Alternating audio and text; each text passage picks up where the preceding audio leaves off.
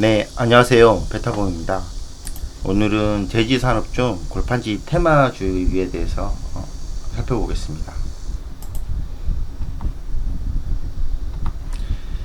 골판지 테마주에 대해서 살펴보기 전에 먼저 제지산업, 골판지 산업이 속해 있는 제지산업에 대해서 알아보겠습니다. 제지산업은 자본 집약적인 대형 장치산업입니다. 초기 투자 비용이 많이 소요되고요. 투자 결정에서 완공까지 3년에서 5년 정도 소요가 됩니다. 그리고 생산 설비가 자동화되어 있어야 되고요. 그 재고 자산을 보관할 수 있는 넓은 부지 등이 필요한 산업입니다. 두 번째로 진입 장벽이 높은 산업입니다. 초기 투자 비용이 많이 들다 보니까 그 신규 업체가 진입하기 어려운 산업이라는 얘기죠. 세 번째로 원재료 비중이 높은 스프레드 산업입니다. 원재료 가격, 수입 펄프와 수입 해지의 가격 변동에 따라서 그 수익성에 굉장히 영향을 많이 받는 산업입니다. 네 번째로 수급 불균형으로 인한 경기 변동형 산업이라는 얘기입니다. 공급은 경직성이 있어서 어느 정도 일정한데 수요 변화에 따라서 그 수익성에 많은 영향을 받는다는 것이죠. 네, 다음으로 국내 제지업계 현황에 대해서 살펴보겠습니다. 제지는 주로 종이와 판지로 구분할 수가 있는데요. 종이는 저희가 알다시피 일반적인 낱장 종이라고 보면 될 것 같고요. 판지는 여러 종으로 겹뜨기한 종이, 합친 종이라고 알면 될 듯 합니다. 종이는 인쇄용지, 포장용지, 위생용지, 특수지, 신문용지로 구분할 수 있는데요. 인쇄용지는 백상지, 제가 알고 있는 도서, 간행물 인쇄하는 데 쓰는 거고요. 아트지는 칼렌더, 카탈로그 등에 사용하고요. 코트지는 DM, 전단지에 사용됩니다. 그 다음에 가멸지는 팩스, 프린트 등에 사용됩니다. 그 포장용지는 그 시멘트, 쌀가루, 밀가루, 그 다음에 쇼핑백 등에 사용되고요. 그 다음에 식품 포장지, 낱장으로 된 식품 포장지에 사용됩니다. 위생용지는 그 화장지, 티슈, 타월용지 등이 있고요. 특수용지는 벽지, 펜시 용지 등이 있습니다. 신문용지는 아시다시피 신문 만드는 데 사용하는 용지죠. 네. 다음으로 판지는 제가 백판지, 그러니까 제약, 제과, 그다음 화장품 등에 쌓이는 그 포장할 때 내부 포장용으로 쓰이는 종이고요. 골판지는 저희가 아는 그 사과 박스라고 보면 될 듯합니다. 네, 다음으로 제지산업 생산 현황에 대해서 살펴보겠습니다. 그래프에서 보시듯이 제지산업 중에 증가세에 있는 업체는 골판지 뿐입니다. 골판지는 지금 500만 톤에서 600만 톤으로 지금 증가하고 있죠. 그 나머지 인쇄용지, 백판지 등 나머지 부분들은 소폭 상승세나 정체 상태에 있다라고 보면 될 듯 합니다. 백판지 같은 경우에는 점점 증가하다가 코로나 사태 때 잠시 주춤한 상태에 있고요. 백판지도 어느 정도 소폭 증가세에 있을 거라고 예상을 하고 있습니다. 네, 그러면 골판지 구조에 대해서 알아보겠습니다. 예상하시다시피 그 사과박스 보면 알겠습니다. 라이너 원지, 그 다음에 고심지, 라이너 원지 이 세 개를 합치는 게 골판지 원단이고요. 이 골판지 원지를 어떻게 유통이 되느냐, 골판지 유통 경로에 대해 살펴보겠습니다. 일단 재활용된 저희가 종이를 재활용하지 않습니까? 이 폐지 수거 업체에서 이 폐지를 수거를 해서 이걸 압축을 한 상태에 있는 것을 고지라고 합니다. 이 고지를 그 제지 업체에서 가공을 해서 이 각각 라이너 원지, 고심지, 라인으로 가공을 하게 되죠. 이 자체를 고심지 원지라고 표현합니다. 이 고심지 원지를 가지고 판지 업체에서 세 개를 합치는 거죠. 생산해서 합해서 생산을 한 게 골판지 원단입니다. 이 골판지 원단을 가지고 지함소에서 각각 사과 박스를 만드는 거죠. 그러면 골판지 시장의 특징은 어떤 것이 있느냐? 첫 번째로 골판지 시장은 과점 시장입니다. 5개 업체, 신대양제지, 아세아제지, 태림포장, 삼보판지, 한글수풀포장, 이 5개 업체가 국내 골판지 생산의 약 70%를 차지하고 있죠. 그리고 제지 산업과 마찬가지로 원재료의 가격 변동에 따라서 수익성에 큰 영향을 미칩니다. 세 번째로 골판지는 내수 산업입니다. 가격에 비해서 부피가 크기 때문에 물류비가 상당히 많이 발생하고요. 그래서 항공과 해상 항수성이 어려워서 수출은 거의 없다라고 보면 될 듯합니다. 네 번째로 공해 유발 그리고 에너지 소비량이 많은 업체고요. 그래서 제조 원가 중에 약 10% 이상이 에너지 사용 비용으로 발생이 됩니다.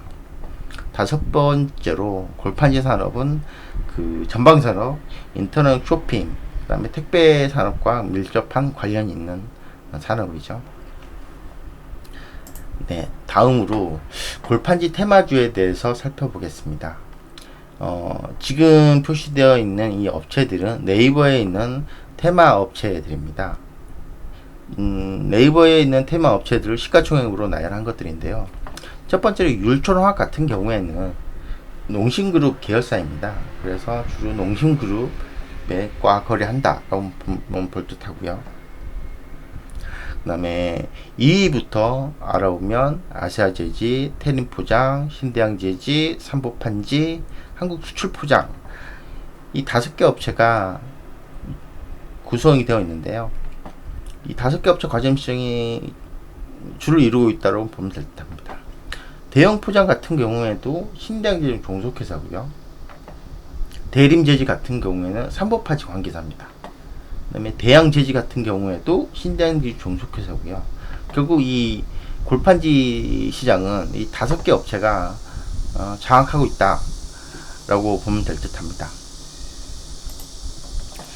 다음으로 신대양제지 실적을 좀 분석을 해보도록 하겠습니다. 2018년부터 2020년까지 매출을 분석하면 7천억, 6,400억, 6천억, 영업이익도 1,100억, 940억, 646억으로 지금 점점 감소 추세에 있죠. 일반적으로 저희가 예상한다시피 2020년도는 코로나 사태로 인해서 골판지 시장이 상당히 수혜를 받았다라고 예상을 했었는데요. 실적으로 보면 그렇지 않다라는 걸 알 수 있죠. 아마도 2018년부터 2020년까지는 지속적으로 고지값이 상승을 해서 아마 실적이 악영향을 미쳤던 걸로 판단할 수 있습니다. 5개년 주가 흐름을 보다 보면 2020년에 코로나 사태 때 잠시 주춤을 했고요. 그 다음에 2021년부터 꾸준하게 지금 상승하고 있는 추세고요. 지금 현재 최근에는 잠시 주춤한 상태입니다. 신대양제지 같은 경우 주요 이슈는 종속회사 대양제지가 있습니다. 이 대양제지가 2020년도 10월에 화재가 발생했어요. 그래서 초직이 2대가 전소됐고요. 그래서 지금 현재는 거래 상태에 있습니다. 네, 다음으로 아세아제지의 실적을 분석해 보도록 하겠습니다. 아세아제지도 마찬가지로 2018년부터 2020년까지 매출액은 7,700억, 6,900억, 7,300억입니다. 아시아제지의 2021년도 예상 실적치를 보다 보면 지금 8,600억으로 전년 대비 1,300억 정도 상승하죠. 영업이익 같은 경우에도 지금 배 이상 증가를 하게 되고요. 이 내용으로 살펴보면 2021년도의 고지 가격 상승분이 판가로 연결이 돼서 결국은 2021년도는 실적이 상승할 것이다 라는 걸 예상할 수 있고요. 실제 2021년도 1분기의 실적을 보다 보면 이 증가했다라는 게 어느 정도 확인이 되고 있습니다. 주가 흐름 같은 경우는 골판지 시장은 지금 거의 유사한 주가 흐름을 보이고 있거든요. 이 내용들은 나중에 다시 한번 살펴보겠습니다. 네, 다음은 삼보판지이고요. 삼보판지도 기존에 그 전에 봤던 업체들과 유사한 형태를 지금 보이고 있고요. 그다음 한국 수출 포장 역시 유사한 상황입니다. 그다음 테린 포장 같은 경우에는 약간 그 실적이 다른 흐름인데요. 그 2020년 실적을 보면 상당히 그 전기보다 많이 실적이 감소를 했어요. 이 부분은 좀 타 업체와 좀 다른 면이 있고요. 주가 흐름 같은 경우에도 테린 포장 같은 경우에는 2018년 이후에 계속 그 최대 주주 변경에 대한 이슈가 발생됐었습니다. 그래서 주가 흐름이 일반적인 그 골판지 테마주와 다른 흐름을 보이고 있고요. 테린 포장 같은 경우 2020년 1월 달에 최대 주주가 트리니티 원에서 그 세아 인베스트먼트로 변경이 됐고, 또 세아 인베스트먼트에서 테린 페이퍼로 최대 주주가 변경이 된 상태입니다. 네, 그러면 테린 포장 이외에 나머지 4개 업체의 주가 흐름을 비교를 해보았습니다. 2018년도와 2019년도는 유사한 흐름을 보이고 있죠. 그리고 코로나 사태 이후로도 이 주가 흐름은 유사하게 이루어지고 있습니다. 최근 주가 흐름을 비교를 해보면 잠시 주춤한 상태에 있긴 한데요. 한국 수출 포장 같은 경우는 지금 꾸준히 상승하고 있는 상태입니다. 그래서 그 5개 업체 1분기 실적을 잠시 비교를 해 보았습니다. 지금 실적들이 전년 동기보다 실적들은 확실히 좋아진 걸 알 수 있고요. 그래서 각각 업체별로 영업이익은 평균 15%, 당기순이익 13% 지금 나타내고 있고요. 부채 비율은 33%가 평균입니다. 그다음 펀은 7배, PBR은 0.57배, 그 다음에 ROE는 9% 수준대입니다. 이 5개 업체 중에 그러니까 최고 가장 좋은 것들만 각각 빨간색으로 표시를 해 보았는데요.